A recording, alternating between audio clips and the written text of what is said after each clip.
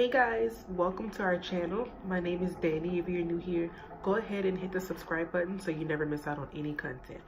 Today's video, I'm going to be sharing my top 21 tips with you guys who are new military wives, about to become a military wife, already a military wife. Just from my personal experience being an Army wife. My husband was in the Army, if you didn't know, and I learned so many things being a military wife. While I was there, it's just a whole new world. So I wrote them all down and I'm going to share them with you guys. Tip number 1, be prepared for the alarm that goes off in the morning. I did not know this happens. I didn't even know it was there, and I will never forget. I was laying in bed and the alarm just was like do do do do do do do do do do do do, and I was like, bruh, whoa, babe, what the heck is that? And he's like, oh, that's just the morning alarm. It goes off in the morning. If you're staying somewhere close to where one of the speakers are, you will hear it. It will be disruptive depending on where you are. They're kind of just posted gradually all around. But if you actually are in somewhere and living on post where you're close to it, be prepared for that. It is annoying. You get used to it, but it's annoying at first. And then there's the one at 5 o'clock when all the soldiers are normally getting off from work. It's normally protocol for, if you're in the car, to stop when it's going off if you hear it. And if a soldier's in the car and he can hear it or she can hear it, it's normally protocol for them to stop, get out, and salute until it finishes. So don't be alarmed if you see people, sorry, I have a cold, pull to the side, getting out of their cars, saluting, standing, and you're just driving by. Don't be alarmed. That's what they're supposed to do. Tip number 2 I have. If you can pick housing before you get there. When we came, we were able to kind of pick where we wanted to go in the sense. They kind of like ask you all these things, like what's important, what's not important, and where you want to stay if you're staying on post. And if you don't have a car, this is for my people who don't have a car. If you don't have a car, try your best to move close to the commissary. The commissary is your grocery store, your new best friend. When you need things, it's like a small version of a Walmart or a Target, if you can compare it to something on that scale. It has all your necessities that you need: food, diapers, pet food, plates, tissue, baby supplies, you name it. So if you don't have a car, you might want to try to get close to that if you can, because when me and my husband first got there, we didn't have a car, and we had our son at the time. He was a year old, so we would have to walk there, and that kind of was like a hassle, inconvenient having to walk. But I'm really glad that we were close enough to walk, because they have shuttle buses for you, but the shuttle buses don't pick up people from housing. It only goes to the single soldiers in the barracks, so be aware of that. Tip number 3, have your paperwork ready to get your military spouse ID. This is so important, guys, because so much goes into it with this ID. You need your birth certificate. You need, if I'm not mistaken, your spouse's paperwork information showing that they have you as a dependent. You have to go in, most of the time, make an appointment or wait a really long time, get your ID. They normally have to be there with you. You normally cannot go by yourself to do this. And you need that ID for literally everything. I did not know this. You have to use it to purchase things out of the commissary. You have to use it to get into the hospital. When you go into the hospital, they check you right there when you walk in for that ID. You have to use it to go to the gas station. If you want to purchase something on the inside, you cannot not have it. You need it for everything. Get your ID, get the paperwork gathered for it. You're gonna enjoy the savings of it. It's so easy to get. Once you have it, it is your life. It is your insurance card. I didn't know that either with TRICARE. I kept waiting and waiting to get a card in the mail. Like, where's my insurance card? I never got my insurance card. Boom, your ID. It's your insurance card. Having kids, I was at the ER a lot for like colds or stomach virus or whatnot. Your military ID, spousal ID, is your insurance as well. Tip number 4. Sorry guys, I'm so congested. depending on your spouse's job, depending on their MOS, your spouse will go into the field. My husband was field artillery, and they did a lot of field problems where they go out of the gate to some random area where they do shooting, where they reenact scenes of scenarios on how to prepare for different things. It's almost like a mini deployment in a sense. Sometimes he'd be gone for a weekend, sometimes he'd be gone for a week, 2 weeks, a month. It just depends on the field problem at that time, what they're training on. So be prepared for that. It catches you off guard. Sometimes they can come home from work and they're like, oh, we have to go to the field tomorrow for like 2 weeks. Don't be nervous. If you have plans, they probably will get canceled. I didn't even know they did that at all, actually. So one day my husband's like, oh babe, I gotta go to the field. And I was like, what is that? Like, I didn't know what was going on. So that's just a really good tip that I wanted you guys to know. Depending on their MOS, they may or may not have to go into the field. So if you guys have anything planned, wanted to go out of town or anything, that's important. And that's important too. If you guys do plan on going out of town, there's like a mile radius you guys are allowed to go. Otherwise, you have to fill out a leave packet form and it has to get approved or not. So if you're close, if you end up being close to home or not far from where you're from or where family's from, you might be able to drive. But if you're like super far away, you might not be able to go home on off days. So be prepared for that. Number 5, making friends. Okay guys, I know everyone is like, it's so hard making friends, or it might not be hard for people to make friends. This is super important being a military wife. Making friends was so hard for me. For one, I didn't have a car. For 2, I never left the house. For 3, you don't know where the people are. When I got there, I was like, I don't know where to go to find people. My neighbors became some really good people that I was able to depend on. Once my husband made really good friends with the guys in his job, they became like brothers. They started dating women and brought them around. Then we became like best friends. It is so important to make friends, to make acquaintances. Anyone that you can talk to who is able to relate to you. I used to call my mom and call my regular best friends for like everything, but it's nothing like having someone who can understand how you're feeling, who can understand what you're dealing with, who can relate to you. Like, oh my God, my husband's in the field, I'm going crazy with the kids at home, I'm so stressed out. They can relate with you, they can encourage you, you're there for each other. It's so important to make friends. And I never thought I'd be one of those people to say like, oh, I'm a military wife, make some friends. I made them. They're literally lifelong friends. I still talk to them even though my husband is not in the Army anymore. And it's just, I miss them actually. You gain this passion for each other, this connection that not too many people can actually understand. So it's super important. Make some friends. They'll be your biggest help for everything, literally. Show support to your spouse. Number 6, they go through a lot. They go through a lot on the job, and I had to learn this the hard way, unfortunately, because you go through a lot. If you're not working like I was at home with my son all the time, and I was literally so bored, never had anything to do. I would be so excited waiting on my husband to come home. He'd come home and I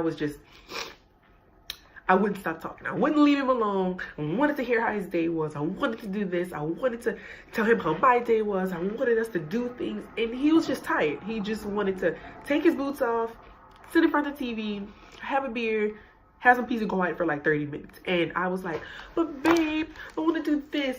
Let's go do this. I'm bored. Let's do that. Let's do this. And I didn't realize how tired he was. I didn't realize what was happening on the job. Sometimes they go to work and someone messes everything up. Someone didn't do anything, so they all get punished for it. So you just never know the kind of day they're having. You never know what's going on in their mind. It's a serious mental thing that they're dealing with being military, and they do a lot. They go through a lot, and they don't normally get the respect they deserve. So showing them some support, doing something nice for them, being there for them, it's just, they love it, they need it, and they appreciate it. So just don't forget to show them lots and lots of support. if you have kids, this is for tip number 7 for my mommies out there, for soon to be mommies. Get your kids on the waiting list. I learned this the hard way as well.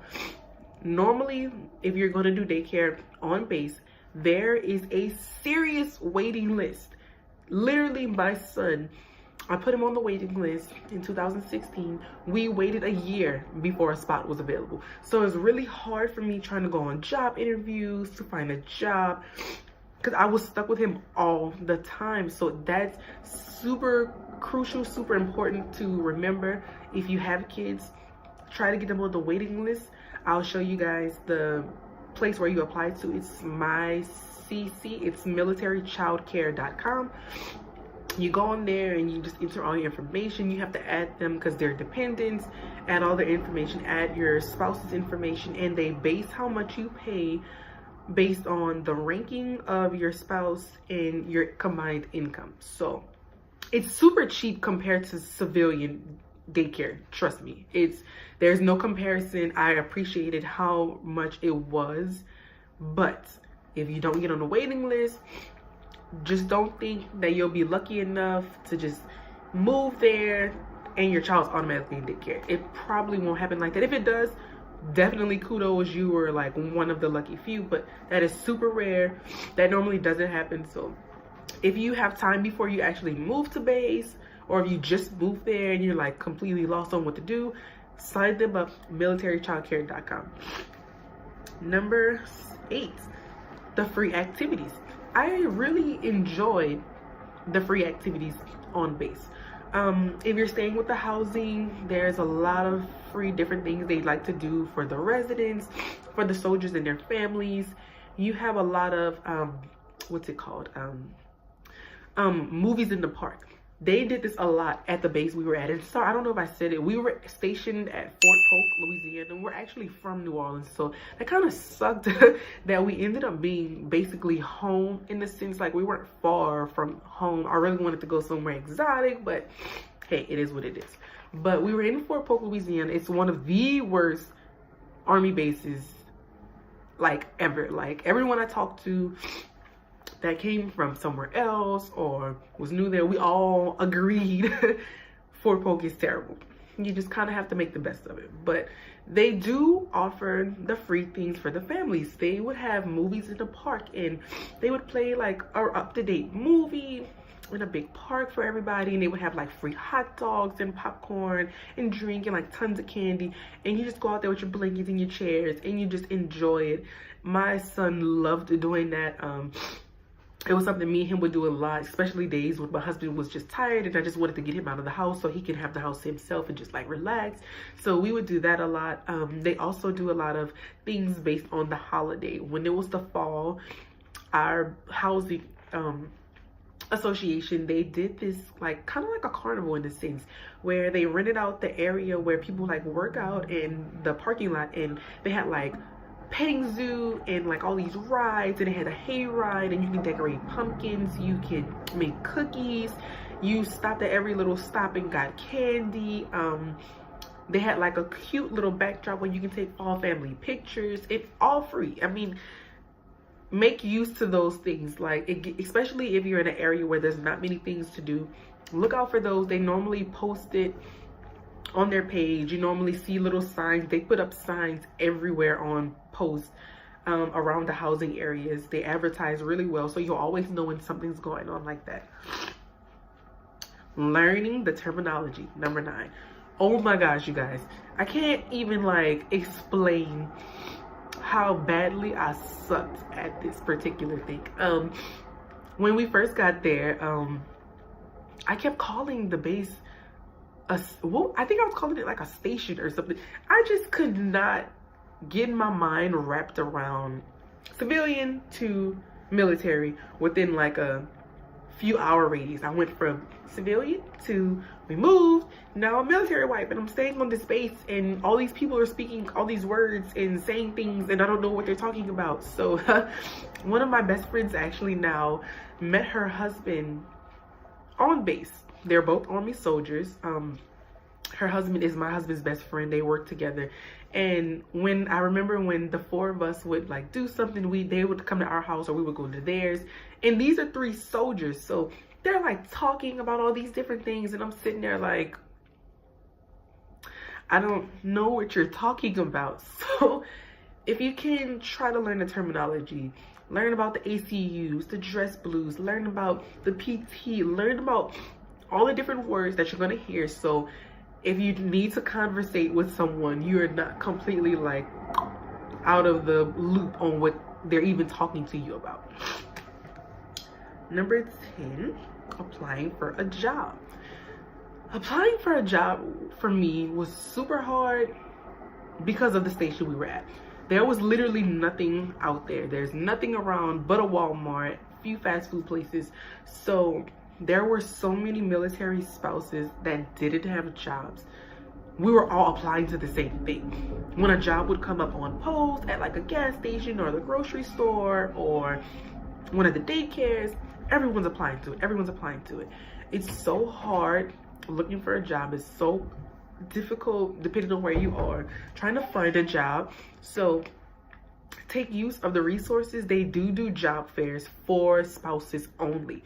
You just apply, you go in, you get an interview on the spot depending on the job, and that helps you. That's like a really big tool that they offer for their spouses out there, because they understand how hard it is. They understand the pressure, they understand the finances that you may or may not be dealing with. So that was super useful, the job fairs that they offer to the spouses, because it really is hard looking for a job. Get your spouse's superior's information, number 11. Okay, guys, this one messed me up. You never know if you're going to be in an emergency situation. You never know what's going to happen between you and your spouse. You never know if your spouse is at work and you can't get in touch with them, when you will need their superior or their NCOs or their sergeants or whatever you want to call it, information. It is there for you. Normally you will meet these people, but if you don't, ask your spouse for their phone number. Ask your spouse for their information to put into your phone. There were so many scenarios where my husband would go through these little moments where he was just out of it, and I didn't know what was going on mentally with him, where I didn't know if it was work or if it was me or if it was both. And I just wanted someone to be able to talk to him and help us out. And I never had anyone to contact, and everyone would be like, just contact his sergeant. And I'm like, I don't have his sergeant's information. And that was my biggest mistake, because there were so many moments where I felt like if I would have had it, it would have made a big difference. Because they come to your house sometimes. Most of them will come to your house if you're having a problem. They will try to help you if you're going through something. If you're having financial problems, if you're having marital problems, if you're having arguments, if you're having problems with daycare, they will try to help you. They're there to help you. So get their information. They help their soldiers and their soldiers' families. So they will talk to you. Number 12, pursue your dreams, ladies. This one was kind of like my downfall as well. I love decorating. I love creating things. That's just how I've always been. And when I had my son, I was going to school to become a nurse, and I really love the medical things as well. And I had him, and I just never went back. I never went back. I never went to go to pursue that anymore. I literally did not find out until about 6 months before my husband was about to get out of the Army that they offer a military spouse grant to go to school. They literally give you money as a spouse to go to school. I didn't know this. I found out too late, because if I would have applied, he would have already gotten out, and at that point it's kind of just too late, because they would have taken it away anyway. If you want to go to school, the resources are there. They have small, like, community college type settings on base. You can apply to get the grant. You can go to school in your spare time. It's there. Use it. You will thank me later. And that is I'll have it linked in the description box. I forgot the website. I want to say it's Oh my gosh, don't make me lie. Military spouse, it's something with like my C. I'll just link it in the description box. That's super important. Don't forget about yourself. You get so wrapped up in supporting them and being there for them. And if you have kids, dealing with the kids in a new environment, a new change, and you kind of just put yourself on the back burner and you kind of just forget about yourself. You're like supporting them and you forget about your own self, your own dreams. Just remember yourself, value yourself, take care of yourself, and go after those dreams. You can do both. You can do both. Number 13. Enjoy your location. Like I said before, you never know where you're going to be located. You never know if you're going to be overseas. You don't know if you're going to be here. You just never know. Make sure you try to value where you are. Even if there's nothing to do, find something to do. You're going to be there. It's going to be your home for the next 2, 3, however so many years. Try to enjoy it the best way you can.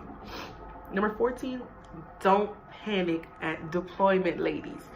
My husband was supposed to be deployed when I was about 8 months pregnant. Yes, I was freaking out, like, what am I gonna do? We have a 2.5-year-old. I'm about to pop any day.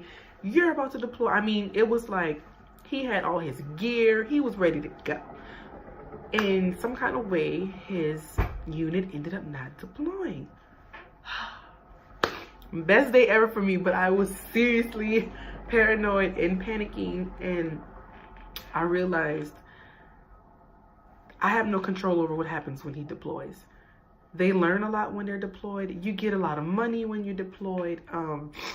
It's something that so many people experience, and it's such a heartfelt thing where they're sad, they're depressed, they're missing their significant other, but it will be okay. You find people who will be there for you, support you.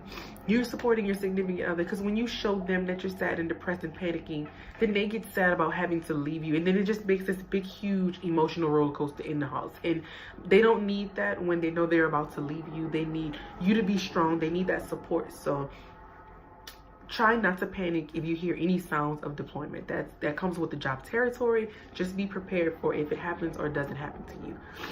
Number 15, 24-hour duty. My husband's job required 24-hour duty randomly at times, depending on what was going on. This was not something that I was aware of. Some days he would be at work and I'd be like, oh, we're gonna cook dinner tonight. We're gonna do this. Okay. And then he called me like, oh, babe, I have staff duty today. I'll see you tomorrow morning. And I'll be like, what? Like, what? That drove me nuts. But you get used to it. You get used to plans being canceled. You get used to not being able to actually plan. You get used to the what if scenarios. So if you have anything coming up, any special occasions, just be prepared. Depending on their job, they may or may not have 24-hour duty where you will not see them till the next day. They will not be there sleeping with you at night. Just be ready for it. Utilize social media. Number 16. I didn't know this either, and I kind of started catching on to it while I was there. So many military spouses, we kind of like formed our own social media community where Facebook, Instagram, Twitter, they create all these little pages pertaining just to your base you're at. So for instance, example, I was at Fort Polk. I would go on Facebook, type in Fort Polk, whatever, Fort Polk spouses, Fort Polk jobs. Tons of pages will pop up, and it just made it so much easier to be able to like find where I wanted to go, find what I was looking for, if I needed help on something. For the people that like to celebrate Halloween, we took my son trick-or-treating, and they literally had it broken down, like the wives of people who were gonna have candy out. So it was like all these neighborhoods, and they're like, oh, this street's gonna have candy, this is gonna have that. So utilize your social media. Look for those pages. Look for the people that's selling things or that's gonna have things. It will help you, because not all the time the actual base posts their things like in their newspaper or on their website. So you have to use social media to find the undercover things that they normally have around posts. Number 17, get your paperwork ready for life insurance, power of attorney. Me and my husband struggled with this because when he signed up, we were kind of on our break period where we were just giving each other some space. So he didn't have me on it. So when we moved, we had to go through this big long storm of him trying to change it to me from another family member. And it was just like all this stuff going on, and it was taking so long. If your soldier has already went through basic, or if they're going to basic and you're already married, let them put you on there. If you wait till you get to base, it's like a lot of paperwork that has to go into it. So just be prepared for that, because it was just something that I didn't know. The PDA in uniform, number 18. Okay, ladies, you know us. We like to snuggle our babes, and we like to hold their hands and be lovey-dovey and kisses and everything. And I don't know about you ladies, but I loved my husband in that uniform. I just love it. I love him in that uniform. You cannot show PDA when they're in uniform. So if you think you're gonna be walking around base, even just going into the grocery store, hugging each other, holding hands, kissing, no, cut it. Ain't gonna happen. Okay? No, they're not gonna allow any of that. So be prepared for that, and try to stay on the left side of them if you guys are like out walking somewhere when they're in uniform, so they can be able to salute with their right hand if they come across a superior. Number 18, no, that was 18. Number 19, going through the gates. But before I talk about that, if you celebrate Christmas, back on the free activities, there's this thing called trees for troops. I did not know this either. They give you free Christmas trees. Holy crap. Do you guys know how much real Christmas trees are? I love real Christmas trees, by the way. And we would go spend like $50 on a tree, then just throw it away. And we didn't know till our last year there, they give you free Christmas trees. You'll stand in line, and they have like this big thing where Santa's there for the kids. There's like cookies, you can buy gifts, and you get a free Christmas tree. But back to the gate, going through the gate. Oh my gosh, going through the gate is just like a nightmare sometimes. In the morning, if you're coming in the gate, be prepared to wait for a line. If you're going out of the gate for lunch, be prepared to wait to go back, because all of the soldiers are going out the gate at the same time to get lunch. Everybody's coming back in at the same time to get back to work. The line is ridiculous. And also be prepared to have your insurance up to date, your registration ready to be touched, your license, and your military spousal ID. They check for all of that when you're going through the gate. They randomly do checks on people, so you can go through the gate, hand them your ID, and go. And then the car on the side of you may have to park, lift their hood, lift their trunk, open their doors. They bring the dogs out, and they do like a full search. Be prepared for that. So please don't bring anything crazy in the car, because you may or may not be checked when you go through. Also, financial help. They offer financial help, ladies. I know a lot of us get super independent and we're like, I don't want any help, I'll just call my parents. It's there for you. Utilize those resources. You can go to the chapel on post if you don't have any food or anything. They will give you a food voucher. It's basically a gift card to go to the commissary and get you some food. There's so many little things that I didn't learn till like my second or third year, and we were like struggling, like how are we gonna do this, how are we gonna do that, and they have it there for you. Talk to your spouse's superior, their sergeants, so they can lead you in the right direction on where to go when you need the help. And last but not least, learn your spouse's job. This is tip number 21, by the way. This was so funny because I just could not remember my husband's job for some reason. It was really driving me crazy because I just could not remember it. He was in infantry. No, see, I'm messing up again. He was field artillery, and I kept saying infantry. That was the problem. So people would be like, oh, where does your husband work, if I needed to fill something out? And I'll be like, oh, he's infantry. And then I'm like, wait, no, it's field artillery. And then they'll be like, no, what's his MOS? Oh, it's field artillery. Okay, where does he work? I don't know. My husband was 525 Bravo battery with field artillery. And it's just like, you get asked that a ton of times by so many different people. When you go to the hospital, when you go to the pharmacy, when you need to get your ID, when you're filling out your paperwork for your child's childcare, whatever it may be, you're gonna get asked, what's their job? Try to remember it. It's kind of like, it takes a while because it's that new military lingo. So you're like, what? What's all these numbers and letters and Alpha, Bravo, Charlie? What is all that? You'll figure it out, but I just wanted to share those tips with you guys.